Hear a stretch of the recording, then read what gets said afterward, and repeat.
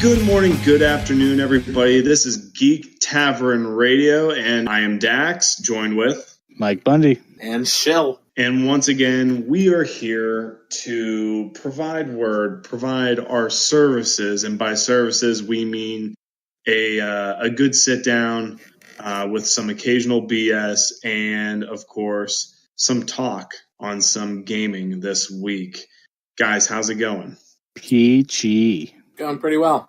I can't lie. I've had a pretty good run this week. I've tore through almost an entire book. Shout out, great thing that I'm reading it's a book called 12 Rules for Life, An Antidote to Chaos. It's by Dr. Jordan Peterson. Pretty famous psychologist now. He's blowing up the YouTubes. He's really an intelligent guy, and I'm really enjoying all of these rules that he's given me. Real simple stuff that he's diving pretty deep into. I'm really enjoying it. Bundy? Well, it's another wonderful Sunday where I am off work. Sunday's like my recuperation day, and I've done nothing. Actually, you know what? It is pretty good, because I'm going to tell you why. I completed my Marvel Cinematic Universe collection today. Oh, you're all caught up. Nice. And I don't know why these were the ones that I was missing, but I was missing The Incredible Hulk with Edward Norton. I've never seen it, so I still have to watch that one. I mean, it's skippable. It's as good as good, but it's not a necessity for the MCU. Right. Because they do the recast in Avengers with Mark Ruffalo as Bruce Banner. But, they didn't really continue the plot points that they set up for continuation in that movie. Wow. So I don't know if they're going to do something later or... I can't believe we haven't really had a standalone Hulk since...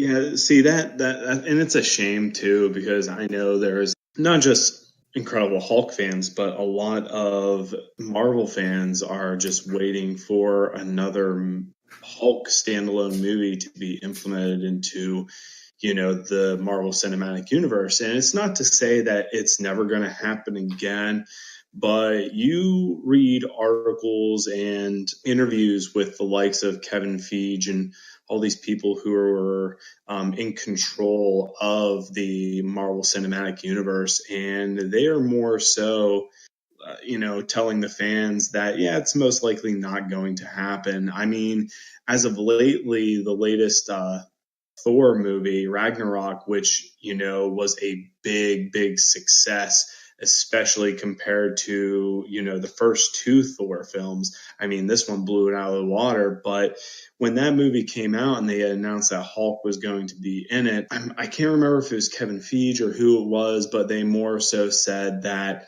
don't look forward to a standalone Hulk movie, but rather Hulk essentially is going to have his own arc or his own movie inside of the movies that are to come, whether that be Infinity War or the second part of Infinity War, whatever it may be called. But yeah, it sucks. But I mean, I think what they've done with the Hulk right now, everything, since they recasted him for the first Avengers film with Mark Ruffalo, I think it's been wonderful.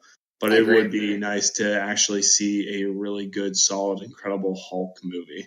Yeah. And the other ones that I was missing were Thor, which, it was the better of the Thor. Well, I haven't seen Ragnarok yet, but it was the better of the two for a while. And then the other one that I was missing is actually one of my favorites. And I saw it 8 times in theaters or something. 7 or 8.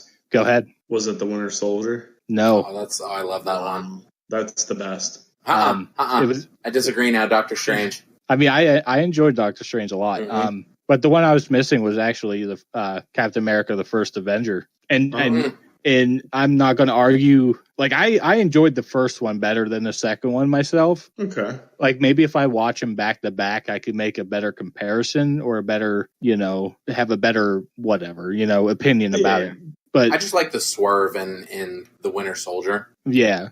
Because the way that Hydra infiltrates Shield. Mm-hmm. Yeah. Truly a great storyline. I watched the first one more recently than Winter Soldier, so I just need to watch them again. Is all it comes down to. Man, That'd be a cool thing to do. I'll tell you what. Speaking of the Marvel Cinematic Universe, I actually, where I was prior to this, I went and saw the Black Panther movie with a friend, and the movie was awesome. It was I haven't seen amazing. it. I would honestly put it up there. To this day, out of all the Marvel movies, I think The Winter Soldier is still my favorite. Okay. Followed by the first Avengers and Doctor Strange. And there's something about Ant-Man that I like too. I think it's because I love Ant-Man. Yeah, I think it's because it's a different formula, because it's not necessarily a superhero movie, it's a heist movie. But the Black Panther movie was, just bounds and leaps. You heard about this movie a couple years ago, when they said they were going to make it, and I really didn't think it was going to be that big or anything. But man, the story itself is really good, and of course, this is like the first Marvel political movie. I'm not going to go and do a review for everybody or bore anybody to death, but definitely go out and see it. But again, the movie was great. It, I think, is going to set up the next phase or rounds of films to come, based on T'Challa and his decision in the end on what he's going to do and what his father did not. Really good character development from all aspects of the different characters in the movie. I think Killmonger is probably the strongest. He's definitely the strongest bad guy, the strongest villain in terms of actual character. Like, there's a piece of him that just you have sympathy and empathy for. And I think that by virtue, it just makes him that much of a strong villain. That's the one thing about the Marvel Universe is that most of the villains have just been very lackluster, to say, I guess. Yeah, with the exception of Loki. Yeah, you're right. You're absolutely right. Loki, of course, is... Yeah, can't even necessarily speak about Loki. Amazing character.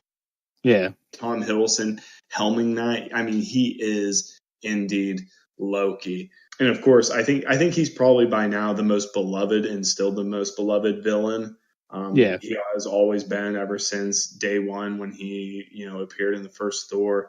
But man, I'm going more on these Marvel movies. Again, before I even saw Black Panther, they showed the Ant-Man and Wasp trailer again, and that was, that's going to be a fun movie once again. But what do you guys feel? How do you guys feel about the Venom movie coming out?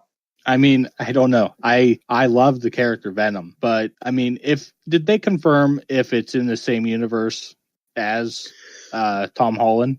There's rumors circulating around that we will or we might see an appearance from Tom Holland's Spider-Man. That was like one of the agreements between Sony and Marvel, is the fact that they could have some type of connection there. Yeah. But we'll see. It sucks, but again, I am all about a roguelike Venom movie that is just helmed by Sony, as long as they do it right. And from what I understand, we're looking at more so, I think they said that this movie is in the genre of horror. I don't know how you guys feel about that. I'm not a big horror fan, but I'm down with it. Yeah, if it's Venom, I'll go see it, Yeah, most certainly. And there's still a lot of questions, circulating. Yeah, like why hasn't Carnage gotten a movie yet? Or at least been in one. Mm-hmm. Well, see, that's the thing too, is like, who is the main villain? It's going to be Carnage, I bet. Yeah, well... because Carnage is born from the Venom symbiote. Correct. And it attaches himself to, what's his name? Oh, God. I can't remember his name. I just watched episodes from the original... Well, not the original animated. I know I can't remember his name either, but that serial killer. Yeah, I can't think of his name. But Carnage attaches himself to him, and then, he's just the most vicious enemy that Spider-Man has encountered. I think that they could do something nice and interactive with Venom, especially the way Venom has transformed in the current comic book series, because he's now an agent of the federal government and works for them, executes missions on behalf of the government and all those things. He's a good guy now, right? But yeah, I think that they could take that inspiration and something goes wrong. Cassidy. Cletus Cassidy. You're right. Yep, that's right. But they could do something with that and incorporate Carnage as the villain, and that would be a good direction for them to go into. Yeah, and I mean, one of the biggest questions, and of course, a lot of people are saying definitely indeed Carnage, with the rumors circulating around. But even without rumors, people it's like, how can you have the first movie without it being Carnage? And if not, I mean, there's rumors around it's going to be a different bad guy, and then Carnage is going to actually end up towards the end, and it's going to set up the second movie. And if that's the case, if that were the case, then Sony, the people making this movie, must feel very confident in this first standalone Venom movie. But Woody Harrelson, I believe most people by now should know Woody Harrelson. But his character, he's in the movie, but his character has not been put to light, so no one knows. So could he be Cletus Cassidy? That'd be a great role for him. Could he be somebody else? I mean, yeah, exactly. And it would be. I never necessarily seen Woody in that, I guess, that type of, character that Cletus Cassidy would be, but that's neither here or there. But get that man a Twinkie. Yeah, get that man a Twinkie. Dude, when are they making Zombieland 2? I've been waiting for that ever since the moment that movie ended. Yeah, certainly. But what have you guys been up to? What have you guys been playing? That's a perfect segue into what are you buying, what are you selling? What are you buying? What are you selling? So, very recently, I picked up Stardew Valley for the Switch. That is a great game that I had never truly experienced. I'm being told that there's a lot more depth to it than I understand. Right. That there's a whole massive world and a whole massive story to it. Basically, all I've been doing is farming and trying to get money, right? Because I was like, oh, well, I'll just keep upgrading my stuff. And, I thought it was Farming Simulator 2.0 because it's, but I was wrong about that. But I've been playing that. I also picked up Yooka-Laylee for the Switch. I am an avid lover of 3D platformers. And this is Playtonic is some of the core people who made one of my favorite franchises, Banjo-Kazooie. So it was a crowdfunded project. So I figured I'd jump into that game, and I've been enjoying it. I see the inspirations that they took, but I can also see where they were limited by the size of their development team and the scope that they were trying to create. I feel as though if they had a little bit larger of a studio, they probably could have executed what they really wanted to with that. But I feel like it was held back a little bit because of the small size of their team. But it doesn't take away from the game.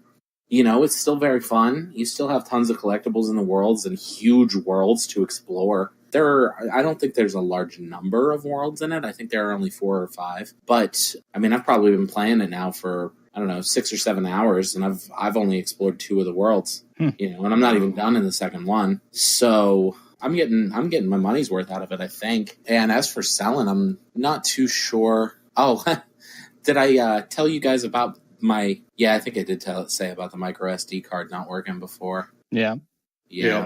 I've brought that up before. Still having problems, or? Yeah, I can't get it to work. I can install one game, and then it's done. I have a couple indie games installed on mine that's been working. Yeah, I can't get past about 6 gigabytes worth of games, and that's where it starts to run into errors constantly. Because I installed Super Mario Odyssey onto it, no problem, but then couldn't get Minecraft to install. But then I installed Mighty Gunvolt onto it, and it went okay. Then I tried to put another game onto it, and it didn't work. So that's so weird. Yeah, I just think that it was a bad deal. I took a gamble on Wish, and it didn't work out, so I'm selling that SD card. For the second time. What about you? Well, today I'm going to flip the script a little bit, because I'm going to tell you what I got rid of to get what I'm buying. Okay. So as Bud mentioned last week, I believe it was last week. Metal Gear Solid 5 was free on PSN or PS Plus there 1 week. And so, like, obviously I clicked the download button on that. So one thing I got rid of was my Xbox One copy of that game because it was $8 towards something else. So whatever. And I'm trying to think what else. I traded in Far Cry Primal. Like, it's just not my type of game. You know, a couple other games, nothing that big. But anyway, what I'm buying, and I kind of bought into the hype. I downloaded it on Xbox or whatever, and I was going to try it and see if I liked it. But I just took a shot in the dark. I grabbed Bayonetta 1 and 2 for the Nintendo Switch. Nice. I haven't even opened it yet. It's sitting in my hand. I got back from GameStop and got immediately on the computer here for the podcast. But I guess we'll try out that SD card, you know, with the first Bayonetta game when I have to download that. Wow, Bundy, you just killed 2 birds with 1 stone, because one, I was going to ask you if your SD card was working, but also, you know, whether or not you actually started playing this game. I mean, as of right now, like, I forget how many gigs, but I have a few, like I said, indie games on my SD card, and they've all installed. So yeah, I don't know. We'll see with that, but. Yeah, let me know how Bayonetta goes for you. I'm hearing a lot of things. It has, of course, once again received high praise from the critics. So, Dex, what are you buying? What are you selling? Well, in all honesty, I've actually been considering getting Bayonetta 2. I'm kind of holding back on it right now because, of course, I want to just, you know, save a little bit of money here on the side and everything. But, I mean, if I were to go and buy anything, it would either be that or the Monster Hunter World. But, see, I don't know, man. I've just been really...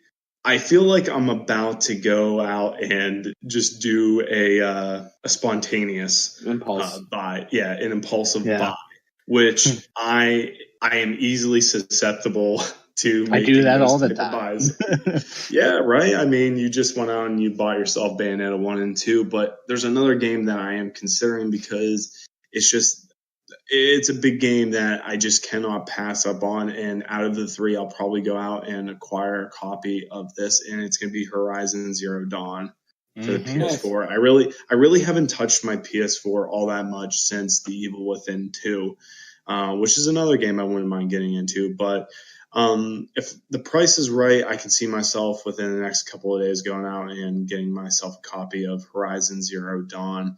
As for buying, I mean, I am really enjoying the Darkest Dungeon.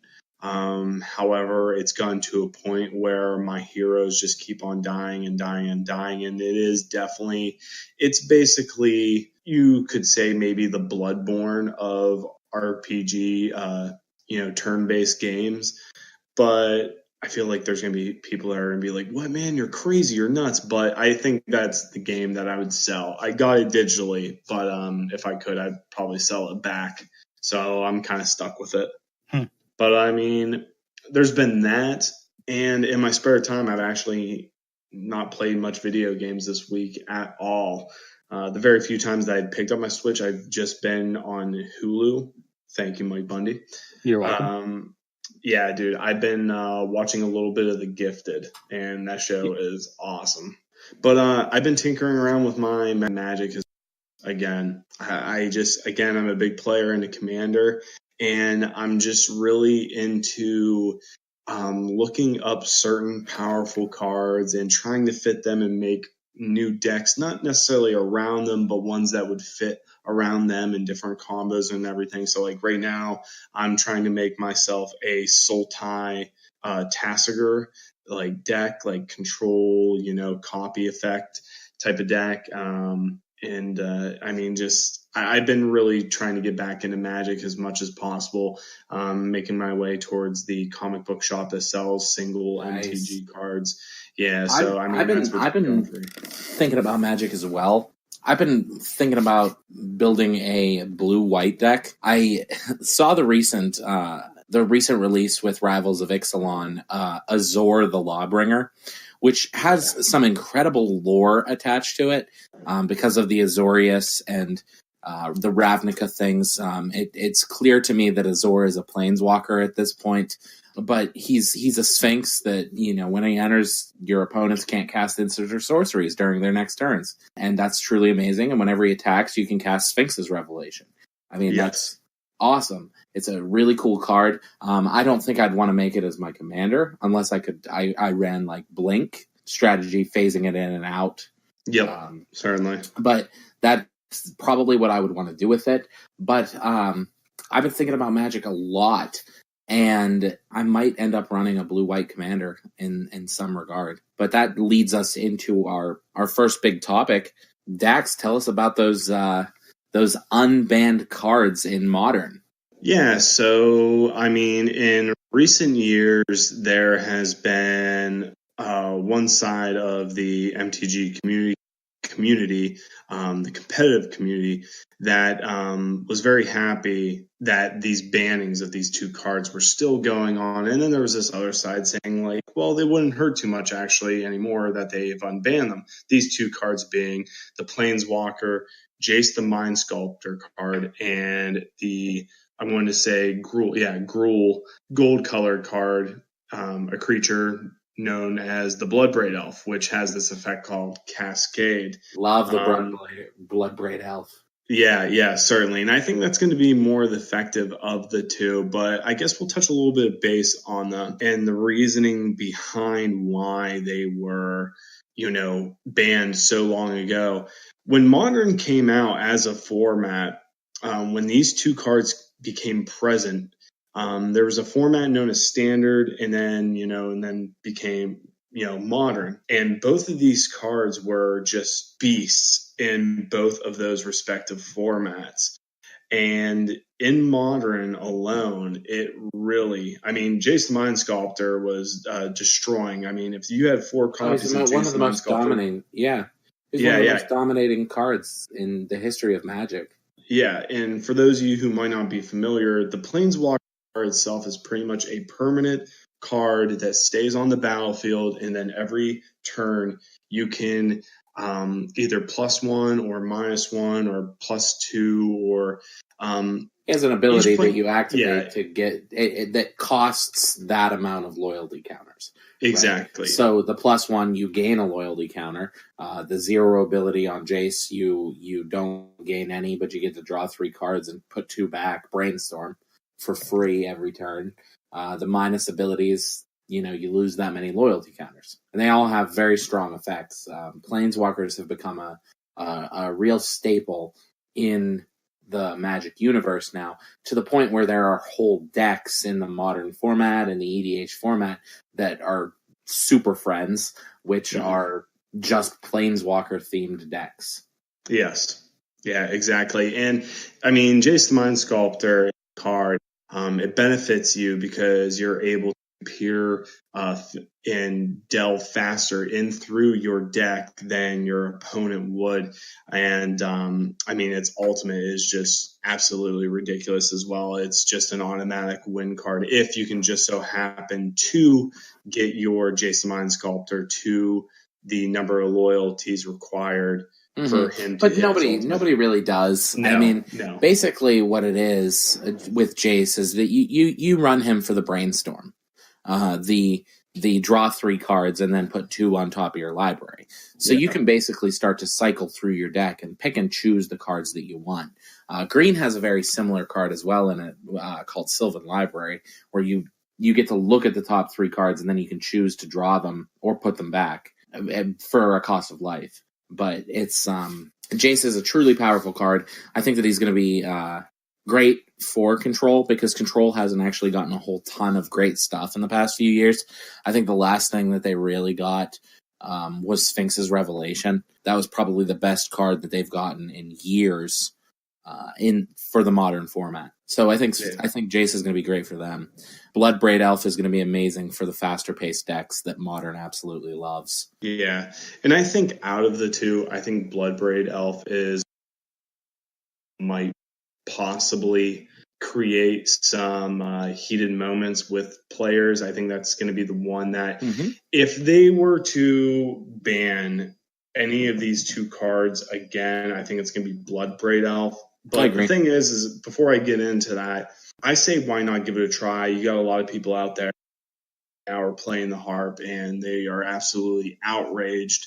I know that doesn't make a lot of sense, that a harp and then somebody outraged being placed together, but I mean that's just the competitive MTG community right now on this. People are going to find a reason to be mad about it. And that's absolutely true. But I think now compared to then, and not that I was real competitive in the Magic then, because I wasn't during the bannings or anything like that. That didn't happen for me until maybe a few months later, or a couple years later, matter of fact. But there's so many answers now. There's so many different paths of people making different competitive modern decks to approach against these two cards. But back on the Bloodbraid Elf. Bloodbraid Elf, I think, is going to be the one, if it does happen again, it is going to get banned. Reason being is because you can have Bloodbraid Elf be at the top of your curve. And now, what do I mean by curve? I'm sure everyone here at the, who is a part of the MTG community, you do know what top of the curve or the curve, means exactly, is in reference to. Basically, the curve is each turn, if I'm able to lay down one land per turn, and I have a card that is a 1 converted mana cost, a 2 converted mana cost, 3 converted mana cost, 4 converted mana cost, so on and so forth, then I can hit that line of, my curve. I do a 1-drop on turn 1, a 2-drop on turn 2, 2-drop or a 3-drop on turn 3, 4 on 4. Well, the thing that's so unique about Bloodbraid Elf is the fact that it can be the top of anybody's curve. Yep. And in Modern, a lot of the cards that people are playing are at least 3 converted mana cost or less. Most of the cards being played. So with that said, Bloodbraid Elf has this certain ability that is attached to it whenever it enters the battlefield. It's a 4-drop, 4 converted mana cost, 1 red, 1 green, 2 generic mana. It's a 3/2 with haste, and it has this ability called Cascade. When you cast this spell, exile cards from the top of your library until you exile a non-land card that costs less. You may cast it without paying its mana cost. Put the exiled cards on the bottom in random order. So with that said, if Bloodbraid Elf is going to be the card that's going to be at the top of the curve in any deck, that means that when you cast that card, you can cast any spell for free. There's something good that's coming with it. And I mean, there was another Cascade creature too that's banned, and I think it's going to remain banned. But that's the 3-drop Simic one. I'm trying to remember its name. I don't know it. And I think that one actually has Flash too, so that one's even more nuts. But I mean, I'm all for it. I mean, again, I'm not really into Modern right now. I'm looking to get into it, especially if my schedule ever opens up. But I don't see this as a necessarily, not as a bad thing. No, it's a great thing. I'll say this much: the prices, I think, have skyrocketed. Possibly. Oh, of course, because now people can play it, and they can charge more money for it. It doesn't surprise me at all. No. So there's something to be said about old things becoming new again. We have a great card with Jace the Mind Sculptor, who's gotten several reprints within the last couple years, in vintage sets and Modern Masters sets. Bloodbraid Elf, I don't know about the reprints. I haven't paid as much attention to it. It's not as highly a priced card as Jace. But yeah, old things becoming new. Well, speaking of old things becoming new. Exactly. And we got, I guess it's all but confirmed from the studio that makes it. There's rumors being talked about a Spyro Trilogy remaster. Mm-hmm. People have been clamoring for it since the Crash Bandicoot one. And I mean, it makes sense. I mean, you and I were talking a little bit about this earlier. And, these games still play pretty good from what we know. Oh yeah, they hold up. The Spyro games hold up over time, as do the Crash Bandicoot games. I don't understand why why we would need to. They didn't necessarily need to be remastered because the art style was very forgiving, but yeah, it held up. I like the old ones more than I like the new one, but yeah, and what you just said, like I may have to go back and actually buy the Crash Bandicoots, the originals, because I didn't like the remaster either, just because it was like the first one was just hard to control. So, with the Spyro remaster, would we get the same thing where they kind of screw it up? Right. That would be my only concern with it. Right, because it was I mean, this is a very cynical thought, so prepare yourselves. But the Crash Bandicoot remaster was nothing more than a cash grab for money. What? Yeah. I mean, it was solely nostalgia-based cash grab, and they knew that people were going to come out and buy it in droves because nostalgia is red hot right now. And I feel like it always is, really. I mean, yeah, you're right. It probably always is. It just depends on, what has become old. Right. We saw, all the NES, Super NES, Sega Genesis. I don't know if that's quite hit yet, but like those things are super expensive now. Yeah. Like the NES and the Super NES are going for like $70 for a system. Right. That's Nuts. Crazy. Well, they're out of production too, though, right? They're out of production, so they're becoming harder to find. People grow into that nostalgia thing. They want a little bit more attachment to the things that they own. So, they're not gonna sell them and put them back on the market as much. So the supply is dwindling, which drives the price up. Yeah, there's still demand. Yeah, absolutely. I mean, the Crash Bandicoot was successful. I mean, I think it was like over 2.5 million copies were sold. Exactly. So it sucked. The game sucked.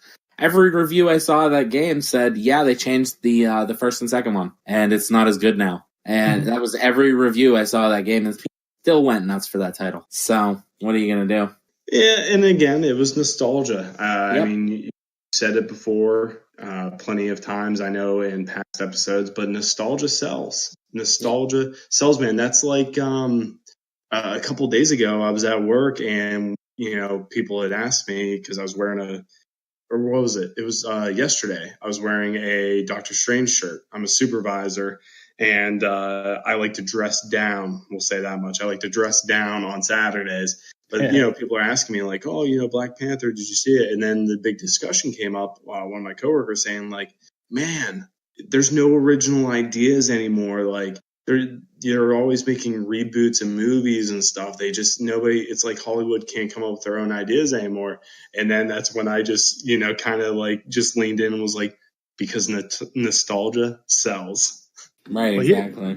Here's a little side thing about that. Like in the recent years, there's actually been more original movies than there ever has been. People just don't go watch them.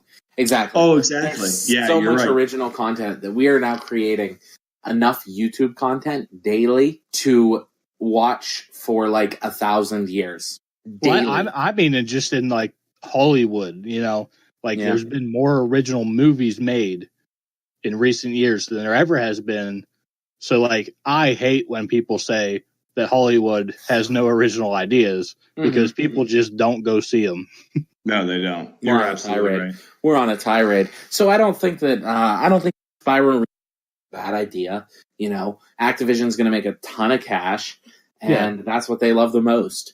So and if it comes out and it has better reviews and whatnot, I'm sure somebody will play it. I won't buy it right away just for the experience I had with Crash. They should make another Crash Team Racing, dude. Yeah, we talked about that last week. Yeah. Speaking of which, you still need to come over and play that because I will do that for sure. Yeah, I don't think that the Spyro trilogy getting a remaster is a bad thing. It sparks a conversation, and people can go back and it might move consoles.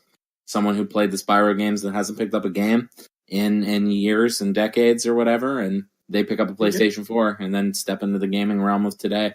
Yep. Just a couple little minor things that we want to mention before we move on to our top 5 Game Boy and Game Boy Color games. We combined the two of them. Stardew Valley is set to be getting a multiplayer beta soon in the spring. That's going to be an incredibly interesting event. That game seems like to me that it's a really unique solo experience. I'm not quite sure what they're going to do for a multiplayer experience for that. It's probably going to kind of be like the Terraria game. I mean, obviously they're separate entities, but that's what I'm kind of thinking it's going to kind of be like, because you can, like my brother was telling you, there's like, caves or whatever you can dig in and crap like that. And yeah, so I mean, it'll probably be pretty good multiplayer experience. So it'll probably make me and Tiff buy it. So okay, cool. And then something that seems really interesting is that Xbox One and Microsoft is gearing up to start out a rollout of a Refer a Friend program. They've done stuff like this in the past with Xbox Live Gold. I know that you could do the Family Pass thing, and you could share it with 4 of your friends. You could buy like a year subscription, and it was 4 different accounts that had Xbox Live Gold. But now, I guess, when you refer a friend to Xbox and they start an account, or they sign up for the Xbox Game Pass, they're giving you $10 of store credit for the Microsoft Store across all platforms. It's linked directly to your account, so you could use it on your PC if you wanted to as well. But they're giving you $10 for up to 10 friends, so that could equate to $100. I just thought that was something neat and worth mentioning. So, like, you can use this money for anything? Yeah. Oh, okay. Yeah, it's just straight Microsoft account credit for $10. You could buy gold with it. You could buy the Game Pass with it. You could buy a game with it. You do whatever you want with it. Wow, that's just simple credit to your account. That's nifty. Yeah, it is pretty neat. So that's just a little helpful hint. If you have friends that you're trying to encourage to buy an Xbox and set up an Xbox Live account and play games together, or you're a larger family and you guys don't already have Xbox Live accounts across your whole family, there's an easy $50. Yeah, right. So, all right. So, moving on, we are going to talk about the Game Boy and Game Boy Color. And I will start this one. We're going to give our top 5 games. And, I spent so much time with the Game Boy. It was a miracle of science to me that you could take your video games with you. Man, I even had one of those worm lights that you could hook into it, so that you could play your video games in the dark. Right? Man, those things sucked. Backlight. Yeah, they did. They were so bad. This is before backlights. Backlights were a thing. But playing Pokemon, I have many memories playing Pokemon with one of those stupid things, and I know you really couldn't see anything. Nothing. Nope. Nothing. So that's handheld gaming has always been my favorite way to play video games, and so I've got some great mentions here on the Game Boy and Game Boy Colors. My first, though, I am going to just honorable mention this one. It's called Kirby Tilt and Tumble. Did you guys happen to have any memory of that? No, I've never seen it. No. Oh, it was one of the bigger cartridges for the system. And it had gyro controls in it on the Game Boy. Yeah, but it was in the cartridge. So you had to sync it to a flat Game Boy, and then it would tilt. You would tilt to control it, and it was entirely motion controls on the Game Boy Color, I think it was. But you had to have that experience. It was so cool. But jumping into my number 5, I actually threw Kirby's Dream Land at number 5. It's a classic platformer. It's different, I believe, than the one that's actually on the original Nintendo. It was more fine-tuned for a handheld experience. It's a great platformer. Classic Kirby, you eat your enemies and gain their powers, and then use those powers to complete the levels. I spent countless hours playing it, and I thought it deserved a spot on my list. Dax, what is your number 5? My number 5, it was Link's Awakening DX. Okay. It was. In all honesty, I didn't own a copy of this game. Matter of fact, it was my nephew. My nephew was playing this game at the age of, I want to say, like 7 years old, 6 years old. He had this game. and it was when he had a Game Boy Color. Yeah, because I think this was an original Game Boy game, but he was. it was. Yeah, and speaking of those worm lights, he had one of those accessories too. So me and him, while we're traveling, to like Warren, PA or DuBois, wherever, even in the middle of the night, me and him would pass this game back and forth to one another with that stupid worm light. But it was, again, your top-down Legend of Zelda game. I have a lot of really, really good memories of it. I don't know what it was about it. I think it was, why I liked it in particular. I think it was because it felt like it was the right amount of difficulty. It wasn't too easy of a game, but it wasn't too hard of a game either. And I just love the vast area of the exploration that you were able to do in that game. So that's my number 5.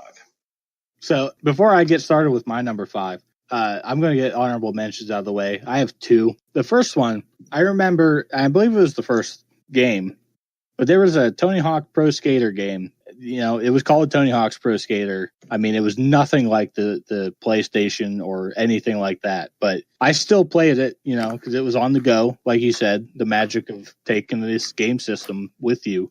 Riding in the car, we did many trips to Sheets, and we would go to the Blinker for whatever reason. It was a nice little ride. And then, little story with this one. I remember going with Owen to his family get together when we were like, grade school. I mean, we both had Game Boys, so around that time.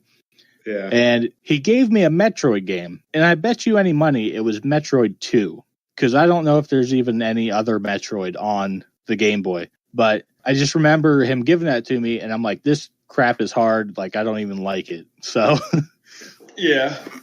So it's kind of funny. I've come full circle. I like those games, and I just wanted to share that story. So my number 5 is going to be a game, and any chance that we get, and the later in game systems we get, there's going to be more of this type of game coming up. Number 5 is WWF WrestleMania 2000. Okay. Yeah. This game, it's probably not even regarded as one of the best. It's just what I had. And, there's everybody from Triple H, Stone Cold, Undertaker, everybody the Attitude Era, even my personal favorite Road Dogg. And there was a story mode on this game, even though it was a Game Boy Color game. And I remember there's actually a little part where Shawn Michaels is the commissioner, and he comes out and he's like, whoever you're playing as, hey, you're going to face so-and-so in the main event or whatever. So, it was just a cool experience. I wouldn't mind playing this today, just seeing, I guess, how bad it is. But I played it a ton on the Game Boy. So, number 5, WrestleMania 2000. Shill, how about your number 4? A classic set of games. They're actually 2 different games that were slightly interactive with one another, but not to a significant degree. I'm actually talking about the Zelda Oracle games, Oracle of Seasons and Oracle of Ages. These games were incredibly intuitive. What they did was they interacted through passwords that you would find throughout the game by completing certain tasks. So you would get a password and you would send it over to the other game and be able to complete a different task because of that. And there are 2 different stories to these games. There are 2 different enemies that you fight through the entire experience. They're entirely different games.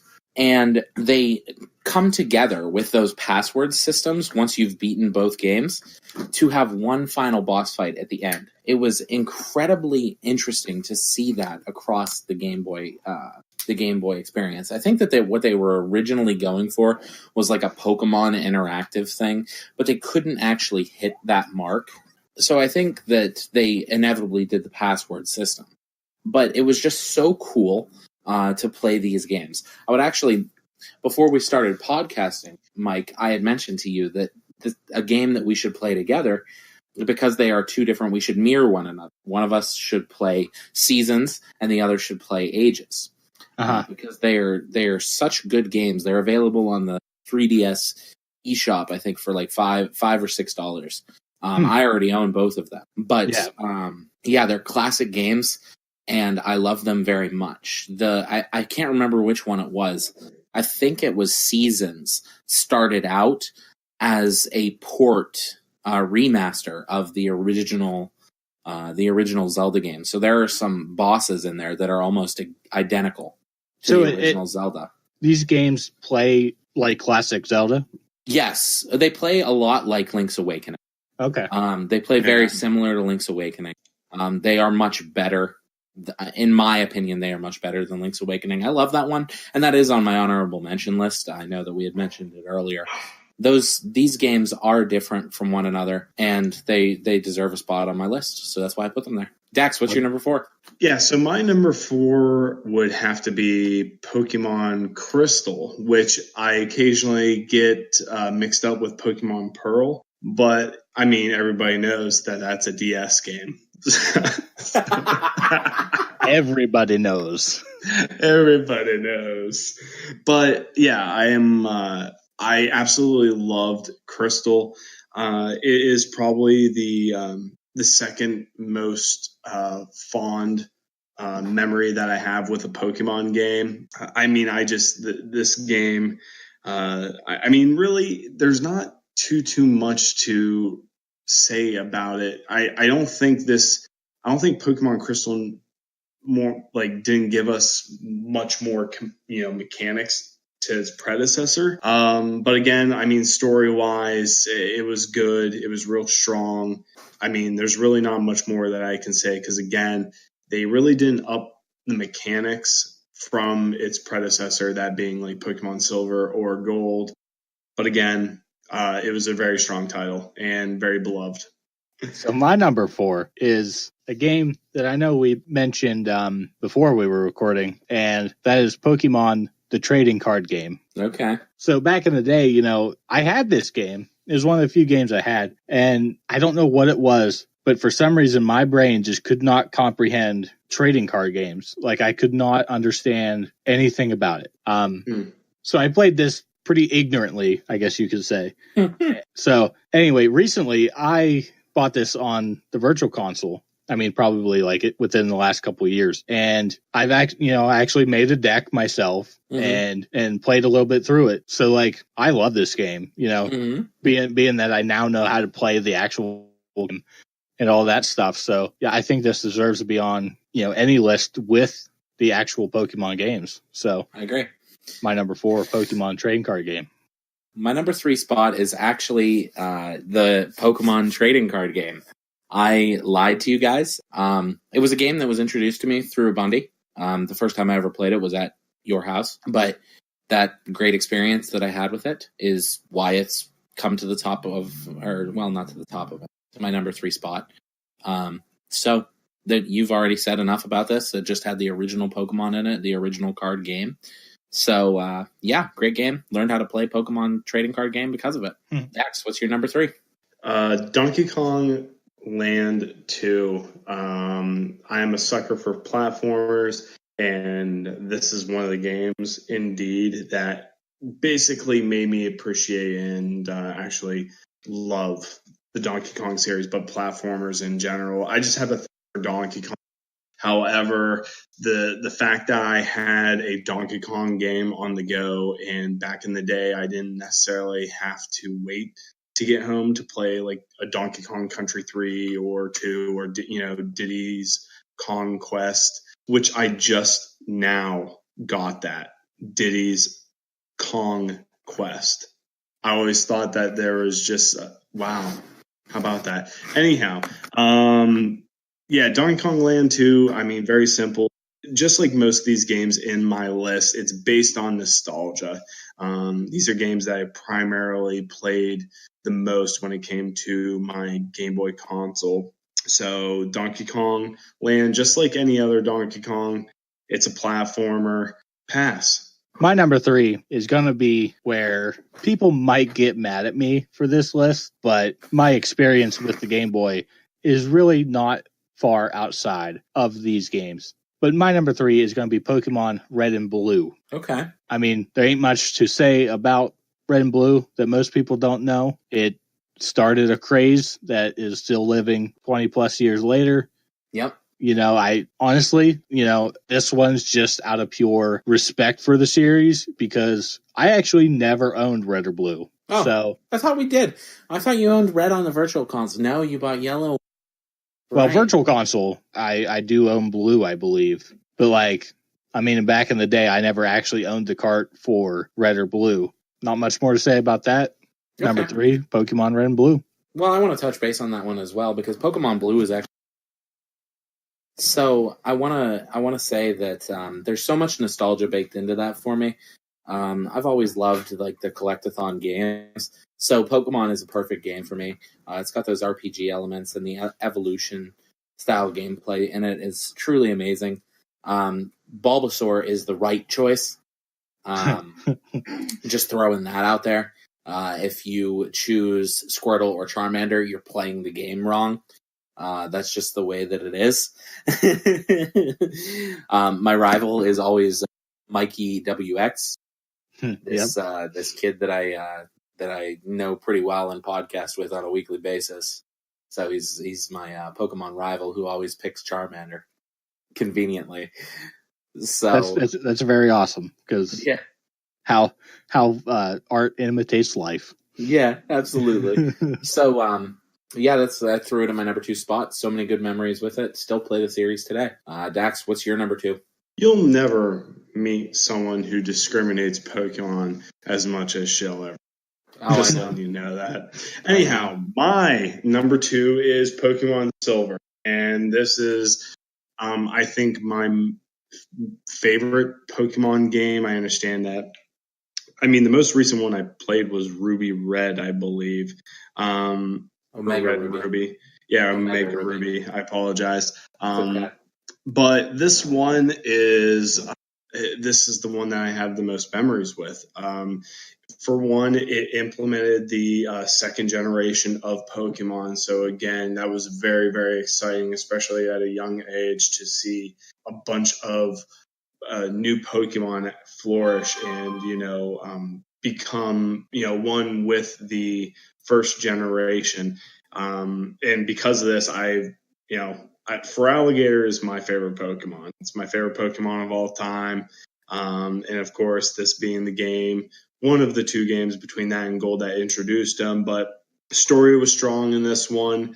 I want to say this was I think a tough Pokemon game, from what I understand, because in my days of doing amateur wrestling, waiting for my match to be called, I mean, there was not one kid that was not on a Game Boy playing one of these 2 games, that being Pokemon Silver or Gold. So number 2, Pokemon Silver. So Bundy, over to you with your number 2 pick. All right, so for my number 2, we got Pokemon Gold and Silver. Okay.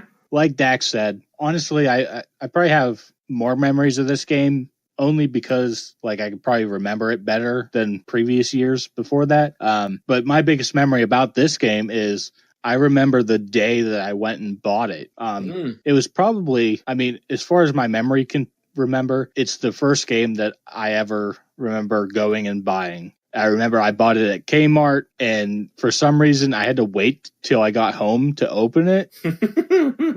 That's the longest car ride that a 9-year-old kid could ever have. Yeah, this game just had more colors, obviously, because it was the first one for the color. Mm-hmm. Actually, it wasn't, though. Well, the Gold and Silver, you didn't have to play color. You could play on the original Game Boy. Oh, could you actually play it? Enhanced game. Yeah, it was an enhanced game on the Game Boy Color. It was not necessary to play on the Game Boy. Huh, I did not know that, but that's pretty awesome. Yep. But yeah, this game, like Dax said, all the new Pokemon coming in with the original 150. Mm-hmm. I remember the build-up before the game came out. We all had these Pokemon books, and it was talking about Togepi, because Togepi was already in the anime. So we're like, where the heck's Togepi, And there's Togepi. You get an egg at the beginning of the game, and it's awesome. Yesterday, I bought Pokemon Crystal. I'm playing through that currently, so I'm in that world right now, and I'm remembering these things, and I'm like, holy crap, Yeah. So my number 2, Gold and Silver. All right. It's going to come as no surprise. Pokemon makes the top of my list. Oh, yeah. So, I did not choose Gold and Silver as the Pokemon game for my number 1 experience on the Game Boy Color. I chose Pokemon Crystal. That is because I know that Dax mentioned it earlier. I'm going to rebuke his statement. It is an enhanced version of Gold and Silver. There was a lot of stuff that was updated from the original, including the changes to the story. They put a lot more emphasis on Suicune in Crystal, and they focused around him, around that legendary dog a lot, and made connections to him in the unknown. You had to catch all 3 dogs before you were allowed to go catch Ho-Oh. They introduced moving sprites for the first time in Pokemon Crystal. They started putting the route names at the bottom of the screen every time you stepped onto a route. That's one of the first things I noticed when playing this. Yeah, so the route names are at the bottom of the screen each time. And they actually solved the evolution stone problem that was on Gold and Silver, because you could only get one of each evolution stone, leaf stone, water stone, thunderstone, in Gold and Silver. And they solved that problem in Crystal by having characters randomly call you and give you items, which included the stones on a frequent basis. So you could find those characters to call on your cell phone and get an evolution stone. There were a lot of enhancements that were made to Crystal, and that's why I choose it over Gold and Silver as my number 1. Well, you taught me a lot there. If there's anybody on this podcast Pokemon better than else, it's Shill. Yeah, Indeed. absolutely. Oh, yeah. Yeah. So I'm definitely going to have to revisit that. Matter of fact, didn't they just push out a new version of it? They did. They released a new version of the Virtual Console that actually has additional functionality than the original game in America with the Celebi event. Oh, wow. Yeah, it's got additional content in the 3DS version. Yep. So I guess it's time for me to do my number 1. Yeah. So it's a cross between 2 because, of course, the video game that had 2 different versions of it. No, it is not a Pokemon game, but however, it is the Zelda Oracle games. Yeah. There was Oracle of Seasons, and then there was Oracle of Ages. All right, so yeah, mine, just like Shill had stated with his being his number 4 spot. This is my number 1. Again, up to this point, there really hadn't been a game besides maybe, Zelda Ocarina of Time for the N64 that was as colorful as this. But I mean, on the Game Boy Color alone, to me, there was no other game that was as colorful as this game, especially when it came to color. The world itself, Hyrule, was bright. It was flourished with a lot of things to do, enough dungeons, but in both versions as well. Again, a great game, and it's the one that I have my most fond memories of. Moment of truth, Bundy. What's your number 1? My number 1's going to be a game that will be no shocker to anybody that knows me. Yes, it's a Pokemon game, and it is Pokemon Yellow. Mm-hmm. And now, why I put this separate from Red and Blue is because really it's a totally different game, basically. It is. You start with Pikachu, and as cliche as it is, I always liked this one, better. Like, I was glad I had this one because it was like the TV show. You could get all the starters plus Pikachu and all that happy jazz. Like, I was so obsessed with the anime that in this game, not very often did I actually name the character my name. I would name him Ash. Yeah, a lot of hours in this game, obviously. I mean, there's not much more you could say about these Pokemon games, but... No, there really isn't. But this is definitely my favorite, probably out of the series, on Game Boy and Game Boy Color. Guys, what a list. What a great list. It really is. Lots of differentials between some of the stuff that we played. I mean, it definitely shows that we were all hardcore Pokemon fans. Yeah. And I mean, who wasn't in our age group, Right. I mean, I gotta say that I'm super excited for some more info on the Pokemon that will come out for the Switch. Oh yeah. I'm looking forward to seeing what they do with that console. we saw in the later stages as that these games were more and more Pokemon Stadium-esque in the battle systems, and the worlds just got so big and it's so fun to explore. So with that, that's our top 5 list for the Game Boy Color era. Hey, Dax, why don't you lead us? Where can they find you on Twitter? You can find me at Dax Hastings on Twitter. Again, that's at Dax Hastings. I haven't been streaming in a very, very long time to get back into that. And once I do, I'll let everybody know. But as for right now, you can follow me on Twitter. Mike Bundy, where can they find you? They can find me on Twitter at MikeBundy316. You can follow me on Instagram at MikeBundy316. And you can follow me on YouTube, Mike Space Bundy. Shill, where can they follow you at?